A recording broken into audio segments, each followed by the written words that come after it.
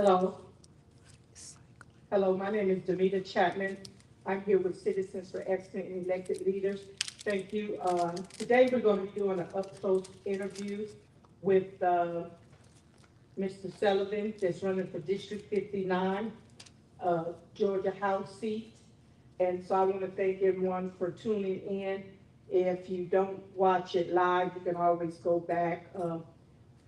And it's just an up close and interview to, sometimes you have to get to know the candidates. They really don't know.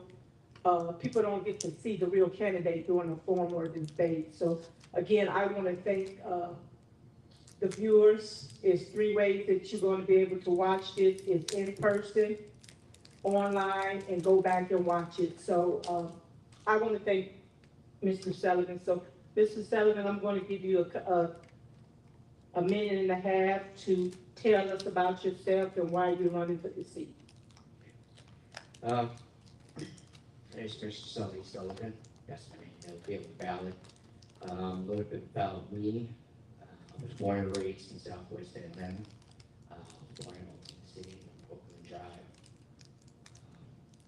I grew up not with much, but within the beginnings. I was homeless for 9 years. Continued homelessness. At the age of 14. During that, graduated from Federal High School over there by Camp Creek, Greenbrier Parkway, Camp Creek area. I've also graduated from there, went to Georgia Military College. My major was criminal justice.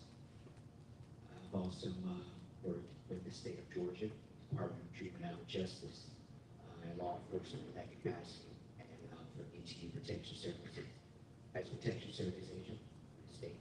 I've also worked Clayton County Sheriff's Office with Victor Hill. He was the sheriff at the time, and I've been, ever since then, between time, I've been involved in politics on the ground, grassroots, and canvassing areas, door knocking, helping other good candidates that are out here that I feel suitable for the state of Georgia or foreign local relations. And I'm really running because I've got tired of seeing the disenfranchisement of the African American community, and there was a lack of representation for us in the state capitol. So I just said enough was enough, and so I decided to just put my hat in there. Okay, thank you. I might need you to talk a little louder in the mic. I'm an old woman and I can't hear, so I might need you to talk in the mic a little bit. So tell me, how many people will you be representing? I'll be representing over 62,000 constituents that are in District 59. Okay, tell the viewers where your district start and where it stop at. So my district starts over at Cab Avenue to Edgewood to the Capitol Ave, goes all the way down to Hamilton Road, Lee Street, and it goes through the historic parts of East Point and Camp Creek Parkway, Redmont Parkway. That whole area of Camp Creek, that whole strip, where the shopping plaza and everything, that's where it stops at. Okay, we might have to put your mic up a little bit on that. Okay, so I heard you say that you were homeless at one time. How do you feel about working, if you get elected, under the Gold Dome, about helping the homeless population? Just recently, actually, a legislative liaison at the Georgia Black Republican Council, we've actually talked about the homelessness. Brian Kim with the funding for $50 million. At first, that was going to change. That was going to cut it in half. I was a big advocate, like, no, we have to keep the funding and increase the funding to tackle the actual homelessness in the state of Georgia, because it has increased significantly across the state of Georgia, especially with our single mothers and our single fathers with children and kids. And so, and when I was growing up, I've always told myself I've never wanted to see a child or anybody have to go through what I had to go through. Because it was painful. It hurt. You know, you felt alone. I even at times wanted to go in the system. You know, I've actually called foster care myself. They told me they didn't have enough beds or enough room. Oh, wow. So. Wow. You said something, and I like to be transparent with everybody because that's just who I am. So you're running on the Republican ticket as a Republican, Yes. correct? Okay. I just want to make sure because I don't want nobody to say I fooled them, I tricked them, because I'm a Democrat. Yeah. But my organization is nonpartisan, and so I give everybody that opportunity because I might like some of your ideas. So let me ask you this. Since you opened the door up and say you were Republican, let us talk about the GOP for a minute. How do you feel about what's going on the federal level? Not only on the federal level, but on the local level right now? Well, first, I would like to address, I'm a conservative first, or Republican. One, Okay. my principles is always before party. That's two. I feel as that there needs to be more transparency and accountability. What's going on with our federal level?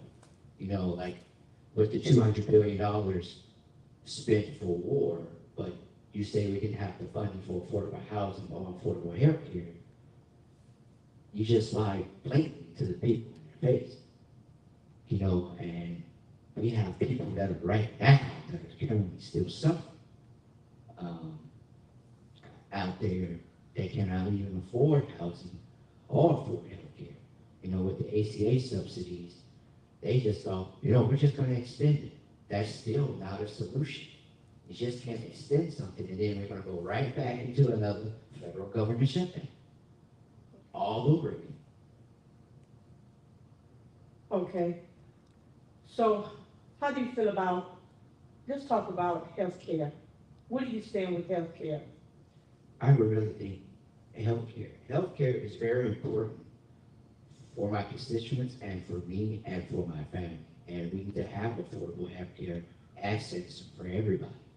You know, everyone, especially for our senior citizens, especially for them because they have paid their time within our community and they've paid their dues, they paid their taxes, you know, and they need to be taken care of more productively and efficiently, and also with our children. We have families that have kids that are on health care, and now with some of them struggling to even get their kids on health care to afford the health care because of the high cost of premiums and the high cost of taxes that's going on now in the world today because they didn't have a plan. Both parties really didn't have a plan. Honestly, that's me. Okay. And I'm not ignoring you. I'm trying to share this thing. So if you get elected, how will you be able to work across the aisles with the other leaders that's under the vote on? Well, I've been working with the leaders from both sides. I'm currently doing this session, actually. And it was last year when we went into the very first federal government shutdown last year. I even sent an email with a solution, warning them, hey, we got to fix this or it's going to get worse and worse or there's going to be another shutdown. End result, there was another shutdown. And that happened this year. And I emailed them saying, I told you so. But if we just have positive, real results, real solutions, and not just be complicit to what's going on, and not really have those solutions to solve the problems of what's going on.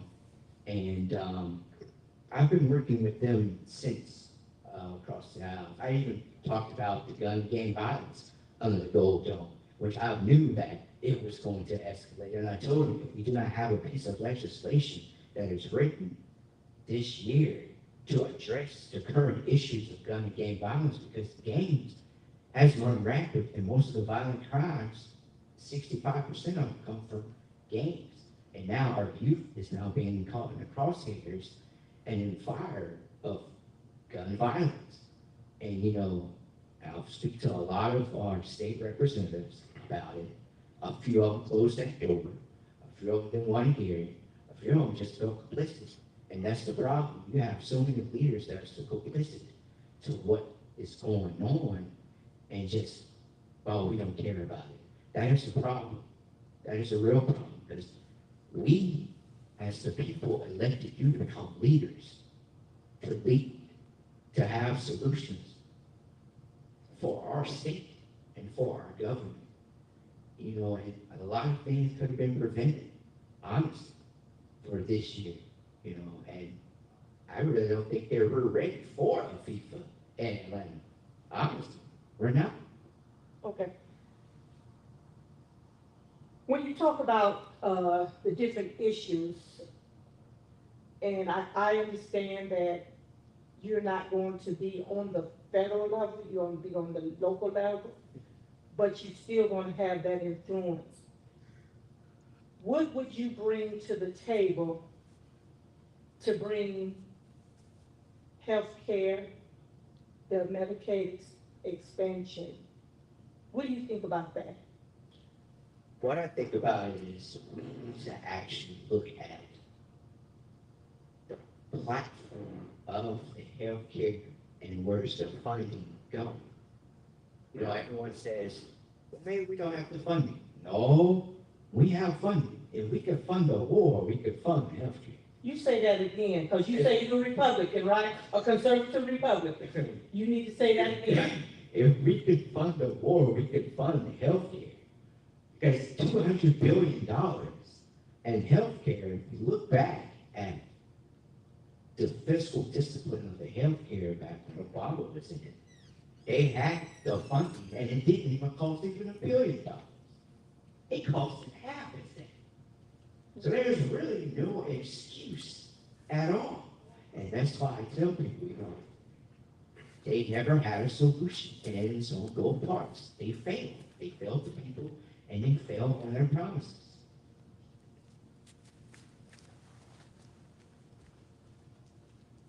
As a representative, how many representatives is under the go down? It's 180. 180? Yeah. Mhm. So did you have an opportunity to go down there during this procedure? Oh, yes, I was there every day from this session. Anybody that's been down there all the time, yeah, look at it. I've been there every day. I get there early in the morning, 8 a.m. I attend committee meetings.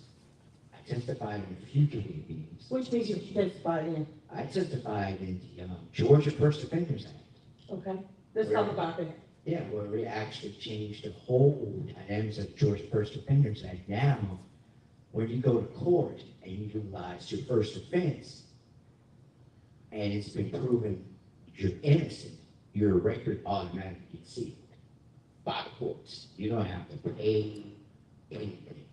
Okay. Now, if you get charged the second time, of course, it's going to be unsealed. And of course, you have to go through that process. But I've shown was in support of that because everybody makes mistakes. Nobody's perfect. That's all right. No one's perfect. So, and for you to actually have a background, you can't even get into housing. You can't even get a job. You can't even have stability. And stability is the number one thing first for you to survive, especially in our country. Okay. You talked about the expunging, sealing the records. Did that Governor Kemp sign it in? It passed throughout the House and the Senate, and it passed on the floor. So it's heading straight to the Governor Kemp's office as we speak. Okay, so he hadn't signed the bill yet? No, not yet. Okay. You think he'll sign it? Yeah, I think it is. So right now in America, basically what's going on now, it is the Republicans, the Democrats, the Republicans. everybody's passing the buck.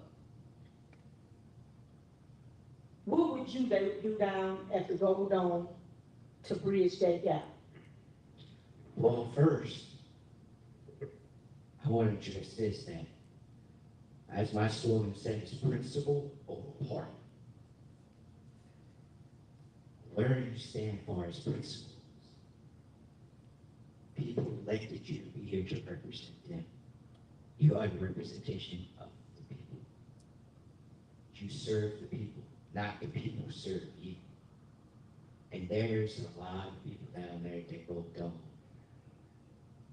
Deal with a lot of profit over people, and not people over profit, and feel as people serve them, and them not serve the people. And I feel as we need to recognize those who are about principle first and policy instead of party. You know, me, I do hold my party accountable. I do.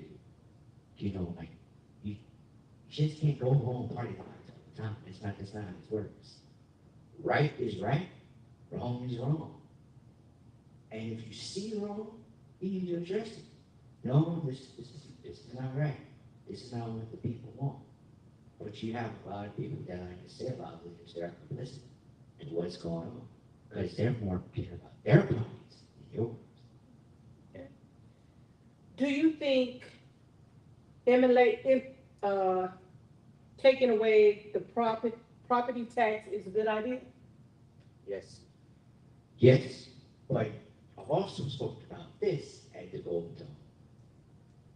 We can take away property taxes, but majority of the people in Atlanta, especially my district, are renters. What about the renters? You know, rent is going high. You know, one bedroom in Atlanta is $1,544. That's $1,544 for a one bedroom apartment. A house is an apartment. Some people can't even afford that. We can't even afford groceries. We can't even afford gas. We can't even, taxes skyrocket out throughout the country. Yes, I agree we get rid of property taxes, especially for the homeowners, and also as an advocate of the HOA fees and the assessments, because the HOA were bullies to a lot of people that own homes. And we've seen that statistically throughout, not only Northwood, but Southwood as well. Okay, well, look, since you opened that door and I was HOA president, I'm gonna step on in there. Tell me, how do you feel about this HOA bill and removing certain things? Just tell me. Well, with the HOA, with the fees and assessments, you have a lot of other HOAs that are in different areas that would, you know, bully most of the homeowners within that district, which kind of make it look bad for all of the HOAs, you know. But getting rid of some of those fees and those assessments is a reliever for the homeowners. And it's just the way that I believe that, hey, you own the home, you should be able to not just do whatever with your home, of course, but also make sure your home looks beautiful, make sure, you know, make it look presentable, you know, because I do agree with some of the rules HOA with grass, you know, grass is high, if your house is big, you don't want nobody to see your house, you know, look like a wild jungle, Right. You know, it's all personal. You want people to come to your house and, oh, the grass is cut, everything else, and you should be able to paint in your house, you know, do logos in your house, you know, stuff like that.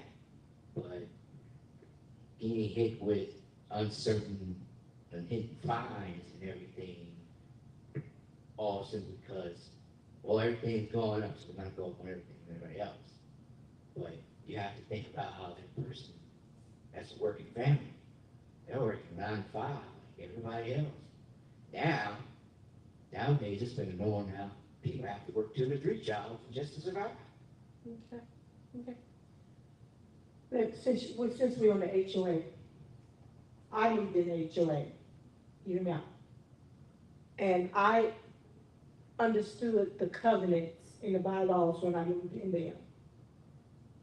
Typically, the fines come for people not paying their assessments, and then when you don't pay your assessments, you have to go to the court system. Majority of those fines come from lawyers and the court costs. So if I know that I'm gonna have to pay $550 a year, I would rather try to, now this is me talking, I would rather try to pay $550 a year, even if I had to pay $25 a week, $50 a month, but make sure that I have that paid for at the end of the year. When you don't pay that, that's when the fines start to accumulate. Yeah. And if you live in an HOA and you just say, I'm not gonna pay this money, and you live there for 10 years and ain't paying no HOA dues, that fee is going up, the interest is going up, now you're over in the court system. Do you believe people that live in HOA need to understand and read their bylaws before? Yeah, it's like signing a contract. You gotta read it before you sign it, so you know what you're getting yourself into. You know exactly what the bylaws says, you know exactly what that contract says. You gotta abide by it. You know, because you're not only hurting yourself, you're hurting other people. Not only the HOA, but your family too, that is under your roof. So, and speaking about court costs, they have to go to court. You're responsible for paying those court fees. Absolutely. Not the HOA. Absolutely. You should be responsible for paying. And I actually talked to one of the lawyers down at the state capitol about that. You know, like, yeah, the HOA shouldn't be responsible for paying for the court fees if they knew exactly what is in that contract. But you're waiting to accumulate all of those fines. Just pay the fine. You know, but if it's like your first time and they hit you with a health fine for the first time, okay, what is really going on? And that's where some of the other HOA areas, you can go far down, like in Albany, you know, or in Savannah. Do you think that when people's living in the HOA, they should know who's representing them, just like on the ballot? Yes, most definitely. They need to know who's controlling what. It's just like an election. Do you agree with me? Yes, I do, because, you know, you have to know who's representing you, just like back in 1700s. No taxation by representation. You stand down. How are you representing me not knowing you? I'm supposed to know you, get to know you as my representative. You're talking for us in the gold dome. You know, and I really believe that people need to really get to know their leaders, know what they're voting for. Having civic education is key, especially when you go vote. Under the gold dome, how do you feel about investors coming in, buying up the properties in these HOAs? Because somebody's making the money. Yeah. And investors, I know you're not an elected official yet, but some of the investors are in the pocket of these politicians. Yeah. And so the investors want you to kind of move the way they move. Yeah. But in the long run, the HOAs is the one that's really going to be hurting in the long run. Do you agree? Yeah, and you know, and they have a lot of lobbyists that come down here. Oh, I know. You know, like the gold dome, and what I found out was kind of crazy. Half of our state representatives are realtors. That's what I got. And they're real estate. Uh-huh. So you know, behind them closed doors, somebody getting something. Absolutely. I remember when I was an HOA, president, uh, they wanted me to go down there and push their agenda on this certain bill. And I just wouldn't do it, because at the end of the day, I am selling the community out. Yeah. And so that's why I want people to understand the HOA bill is gonna affect a lot of people. Yeah, and it needs a lot of tweaking. Absolutely. You know, not just from one side.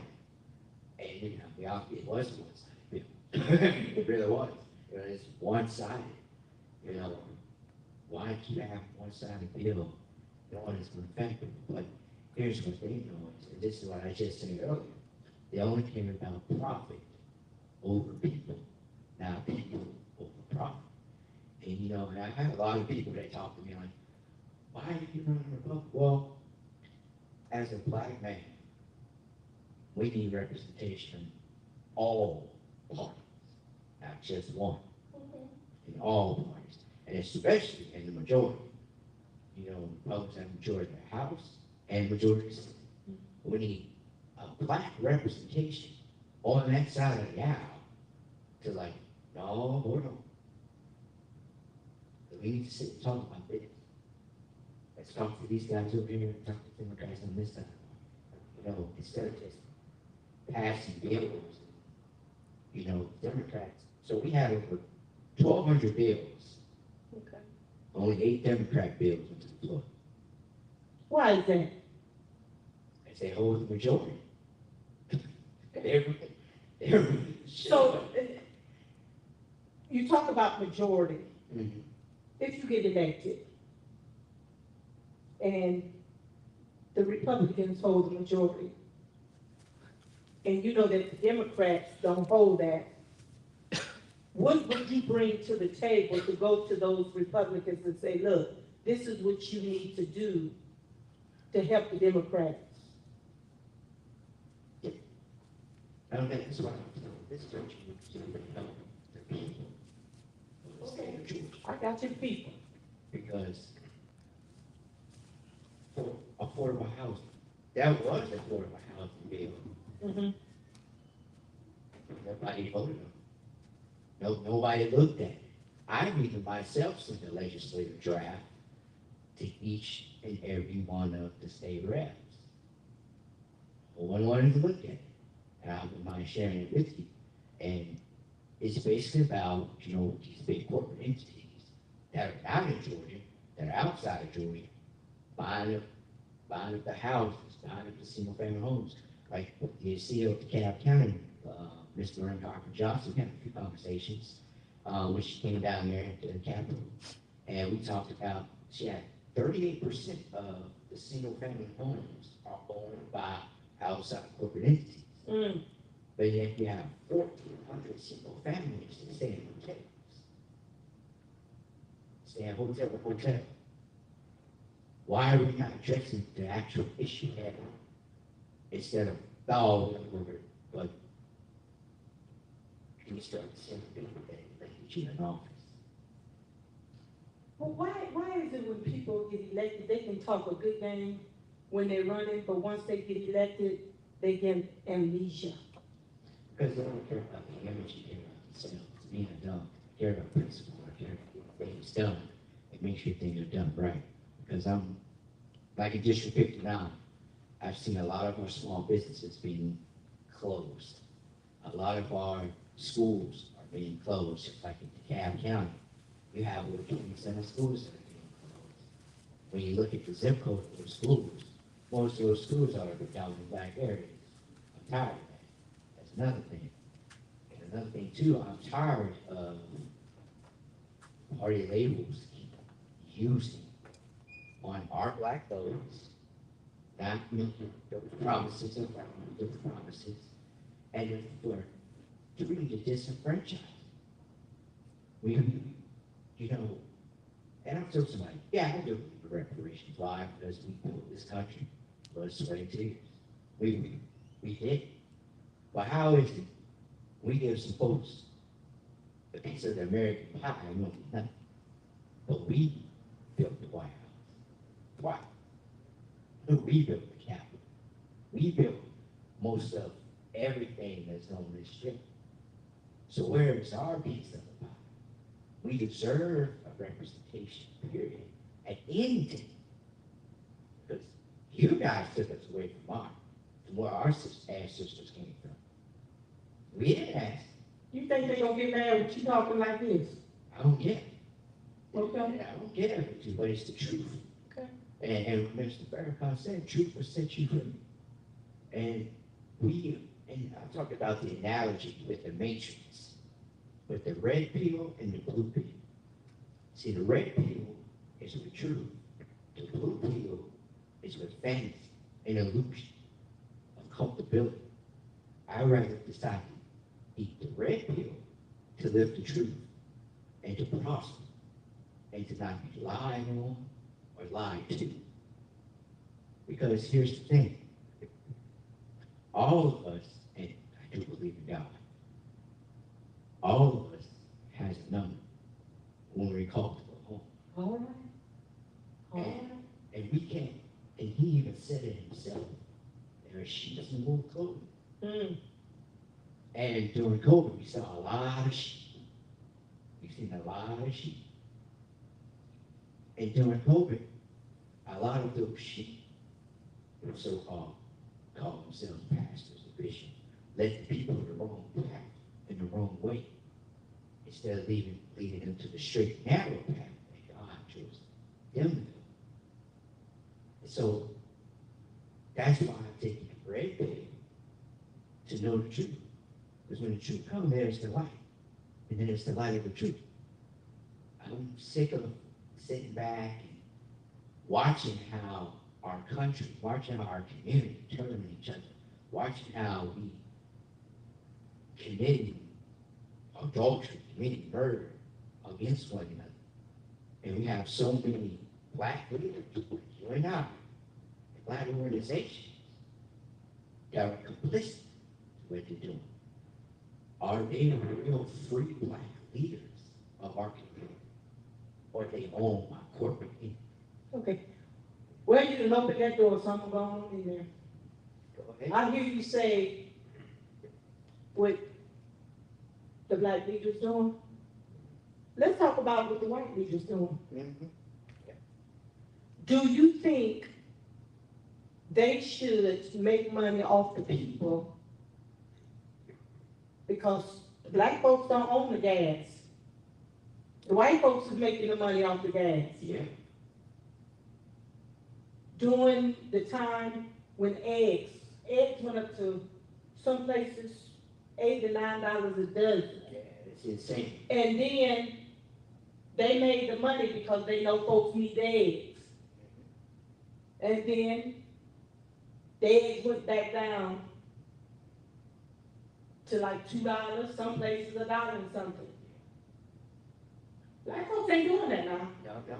And So how do you feel about the big boys making all the money, America suffering? How do you feel about that? first of all, you see, those who are oppressors, the oppressors is the government. U.S. They've been oppressing us for so long. Because they know that we're just going to do a little bit of this, do a little bit of that. We're just going to put in that just so we can shut up. You know, it's like a put up or shut up type of game, you know. And I think it's enough. That's why I said I'm really running against the grain, so that way we have that voice at the table. Not only that way you have someone who's bold and courageous enough to tell them, no, this is not going to happen. This is what's going to happen. This is what's needed for the community. I'm tired of you guys oppressing us and thinking we're not. That's why they changed the education system. They changed it because they saw that, we got smart and enlightenment. We need to scaled them back. That's why the system is always ahead of us. And I was telling a young lady earlier today before I got here, I'm going to be honest with you, that the system there is systematic racism. There is oppression. They just don't want to talk about it because they know it's the truth. But the truth is the truth. Acknowledge it. I've even worked in law enforcement where I've actually seen police brutality. My own eyes. I've actually seen where there's been unjustifiable cause or wrongdoing within the system, especially in our court system.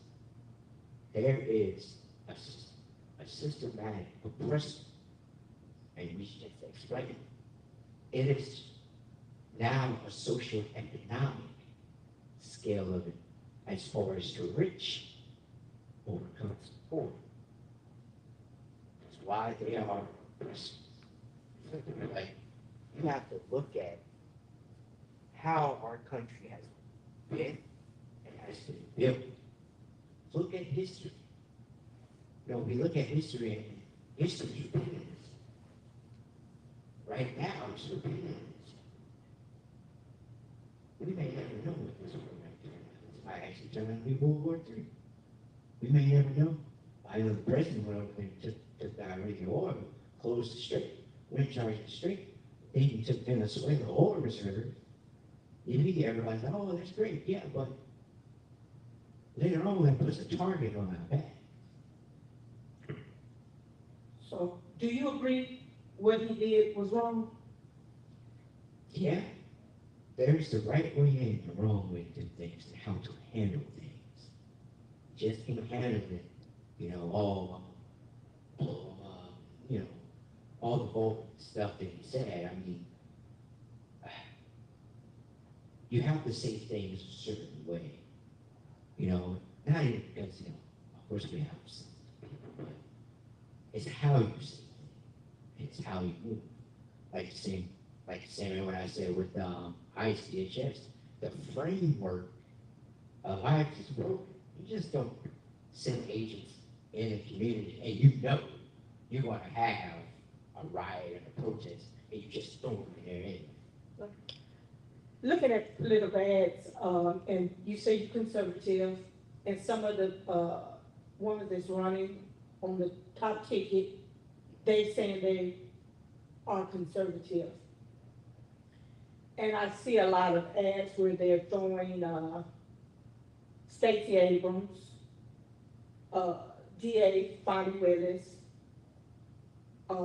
it's another one, all under the bus. Senator John also knew under the bus.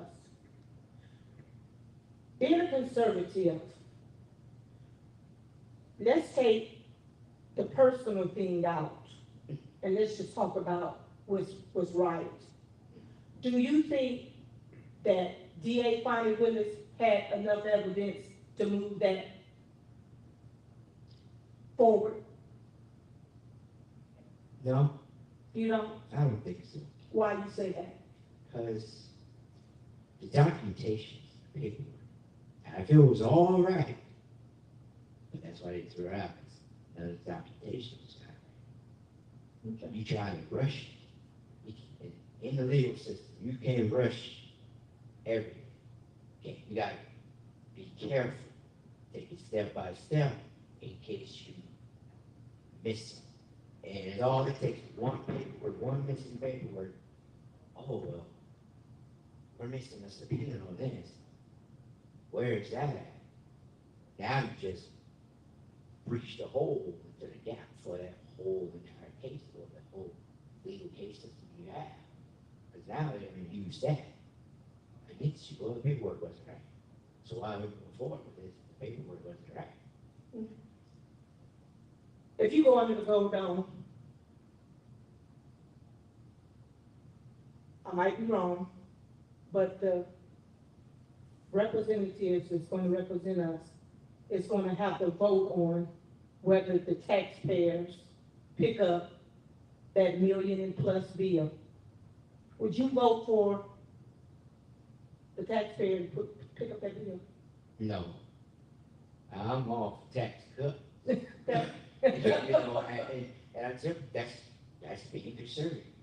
That's what we believe in more in taxes. We believe in strong national security. I believe in equal application of the law. I believe in limited government. You know, and I said this to a friend of mine named Mario, and I asked him, you know, and we had this conversation about conservatism. And you know, nowadays it's more Republicanism than conservatism. And that's why I say I'm a conservative first, because I'm not a party lines type of person. Okay. Now, you know, where there are some bills that I testified in a gold dome that was Democrat, yeah, it was the one with the Clayton County bill getting an additional judge. I testified in that. Yeah, because there are backlogs in a lot of cases, and we can see the chaos now in Clayton County Sheriff's Office, how the jail is being ran, how, you know, people are missing court dates. There's so many people that was supposed to be in court a whole year ago, but never got the representation they need or never saw a judge. So yeah, I voted on that with Senator Linda Perry. She's a Democrat senator here in Atlanta. Okay. So, But don't you think the same thing is basically happening in the Fortune County Court also? oh yes, most definitely. Oh yes. You know, and when I get in office, I would love to work with the DA, the judges, okay, how can we get these backlogs addressed? You know, let's, there's people in Fulton County, and inmates have rights too. They have civil rights. Believe it or not, people forget that. Oh, they do have civil rights. They even have constitutional rights inside of that. They do, you know. And a lot of their rights being violated. We need to address that. We need to really, okay, figure out these classifications. Now, I know in Fulton County Jail, and Clayton County as well, there's been misrepresentation classifications within inside these jails. Let's say you have a speeding ticket. Now you're, for example, housing unit 6 with a guy with people who are murderers. You don't have a speeding ticket, that's a mystery. Why are you in here with felons? Right. Now your life is at stake. Now they're going to shake you down until you call your friend or whatever. Is that how it goes? Yeah, that's exactly how I went. Wow.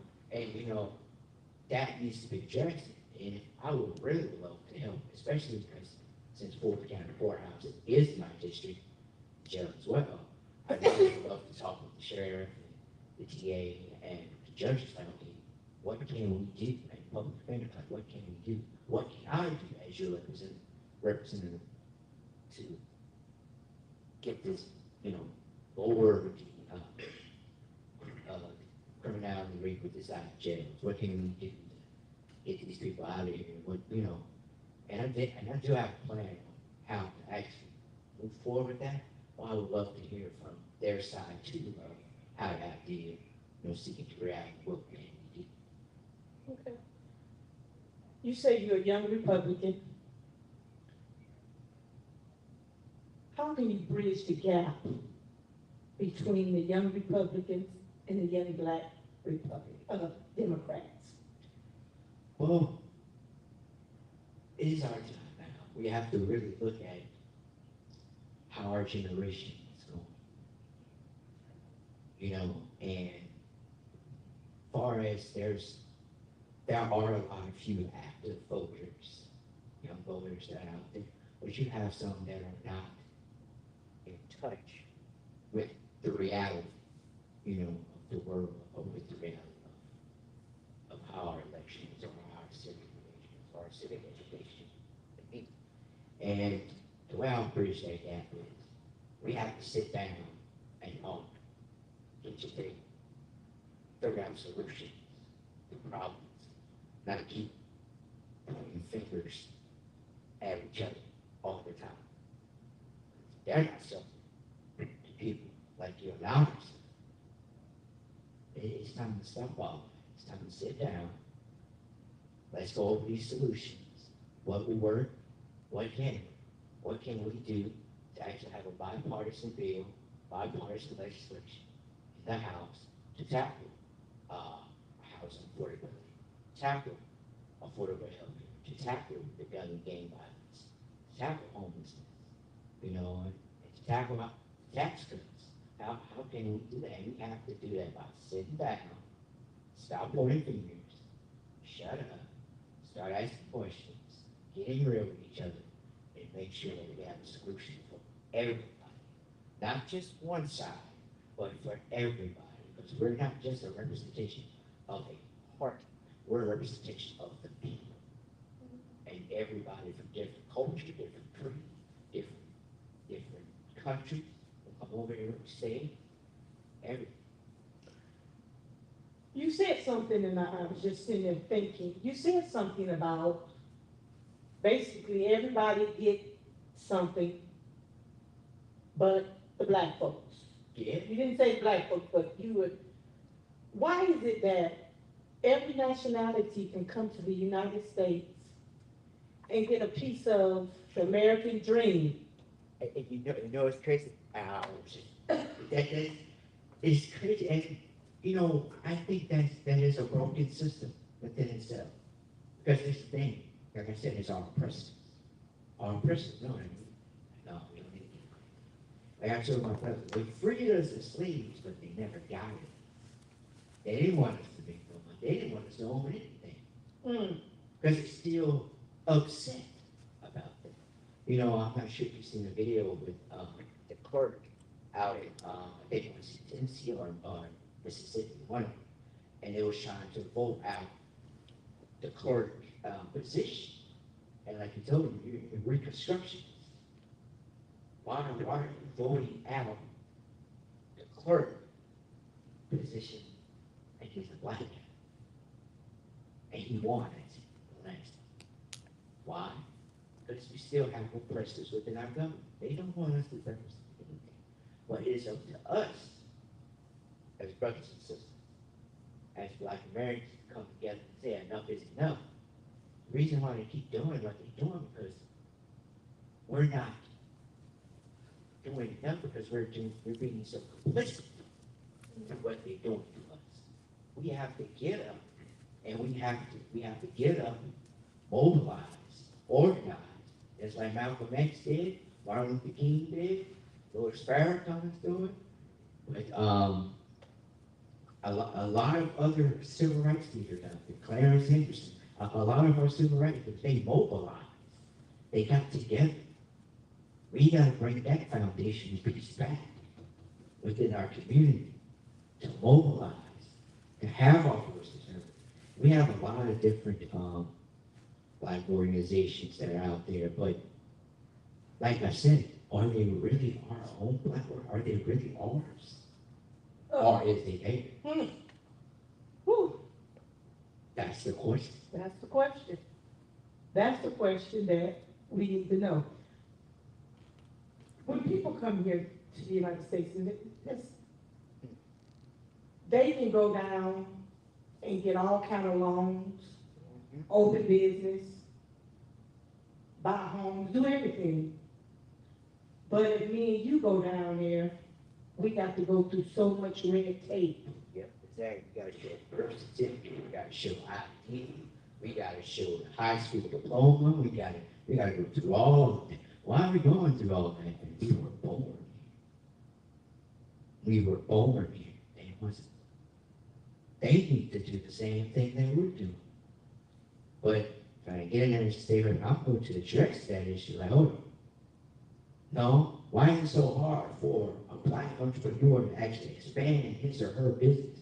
But where you got a guy who just came from over to Spain, for example, and he easily can get the loan, get the grant for his business. But why is it so hard for us to get it and we've been there? And that's why we need to have legislation, strong legislation, not weak legislation, of economic opportunities for all, with us included as number one at the top. Look, I can sit here, but I can sit here all day with you, but I got 4 interviews to do. Oh, okay. So but you got 2 minutes. In your closing, and you touched some things, because I just wanted to do no script, just up and close with you. Go ahead. I'm gonna ask you one more question, and then you can go into, when you go down to the Gold Dome, if you go down to the Gold Dome, you're gonna be going down I-20, 85, 75, or 285. If you go down 20, and you look to your left or right, under the bridges, it's nothing but homeless there. How can a person under the Gold Dome drive that road, them roads every day and see that, and don't pass something to get them from under the bridge? I've got two. Let's talk about that, because I want to talk about mental health too. What can you do if you went to the Gold Dome to address some of that? Well, with me, from experiencing homelessness, I know exactly what it's like to be homeless. Most of our representatives, like you said earlier, forget what they're there for. And I'm going to remind them, this is unacceptable. We have the funding. I also want to work with the local leaders, the city of Atlanta. Hey, what's going on? Why do we have people still sleeping on tents on the side of the roads? And I'm pretty sure that there was federal funding that came back here and state funding that came back. Where's the funding being acclimated? That's number one question we ask ourselves. Two, we need to actually have a pilot program for the homelessness to address the issues with mental health, drugs, addiction, and also what they need. Give them stability, which is number one.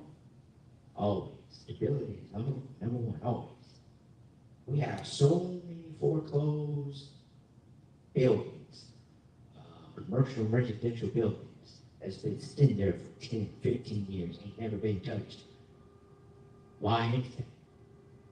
We need to we need to get them to build it. Even if it's owned by, you can't get in contact with the owner, okay, fine, here we go. Code enforcement, tag it. Code enforcement, tag it. All right, got tagged for a time. Now we're going to condemn it. Now it's ours. Now we're going to rebuild it and build something up for the homeless that they actually get in here and actually have psychiatrists or therapists on site, actually have security on site for their safety in the community, actually have food and have to work with the Atlanta Food Bank, have income on site, and actually work with employment or workforce. Workforce hub, and also with Westside Works and City of Refuge. Let's start from there. Let's start doing that. But let's not just, we can't. No, you can't. I keep seeing people saying, can't do that, can't do it. Stop. Like my grandfather said, you're not an American, you're an American. Let's talk, this is the last question. Let's talk about mental health. If you're looking at the news right now, every day it's a killing of the kids. Just a couple of days ago, young man killed 7 of his children. Yeah, 8, okay. And now they're saying he had a mental illness. What can you do if you go down to the Gold Dome to pass some kind of legislation, something for the mental? So this was actually brought to my attention when I was at the Gold Dome. Now we did pass a bill, $400 million for to have a mental health hospital, because in jails now they've actually put people who have mental health in jail and keep them there, and it's like that's not what you're for. You're not getting them help. But secondly, what brought to my attention, why did they close down the mental health facility anyway? What was the purpose of you closing the mental health facility anyway? Like we had one in Milledgeville, which was the biggest one on the mall. And what I would do is, we not just need just one mental health facility. What's one mental health facility? You have to think about the staff. You got to think about the paperwork. You have to think about all that comes together. We need the mental health hospital in Atlanta, South Florida. We need one in DeKalb, Gwinnett, Cobb County, because all those that come in, they don't address and tackle the mental health issue. Just can't just have one facility and they all know, because you're overloading the staff, you're overloading the therapists, you're overloading the psychiatrists. Just can't have one. You have to have many to address those issues, to tackle the mental health. See what is the percentage of depression, what is the percentage of people with PTSD, what is the percentage of, get that data, and collect the data and tackle with that data of, okay, this is how many people have PTSD, this is what we're going to do, we're going to bring them in and we're going to work with them, we're going to, have holistic treatment, because I'm going to be honest with you, pumping pills not always going to work. And all you're doing is enriching the pharmaceutical company there. Okay. And they're also number one thing that's on my list to cut them out, because all they're doing is just grabbing people and putting, especially young people, into an opioid addiction. Okay. Okay. Well, we down at the top of the hour. I want you to look at that camera and tell the folks why they should vote for you, and just lay it out. You got 2 minutes to do it. Okay. When you go to the polls, don't only think of me as just a Republican. No, that I can't. Think of me as a brother, a protector, and a representation of our community and the majority to get legislation passed. Make sure that we are protected as Black Americans in our community. Not only that, to make sure we actually have a voice, not only just Democrat Party, but also in the Republican Party. Because as we see now, we have to have that representation. Because if not, we're continuing to keep taking L's and not a lot of W's. We have taken so many L's within our country, within our state, and within our community. And we haven't taken W's. When you go to the polls, think of this as a W. This is a win. This is a win for us. This is a win for our representation. This is a win for our voice. And I'm willing to fight for you and be a voice for the voices within our community. Thank you. We want to thank Mr. Sullivan for coming today. So now people don't have to say that I'm one-sided, because I sat down at the table with the Republican. I think I met you at a gala also, and then you came to the South Fulton. Okay. We want to thank you for coming.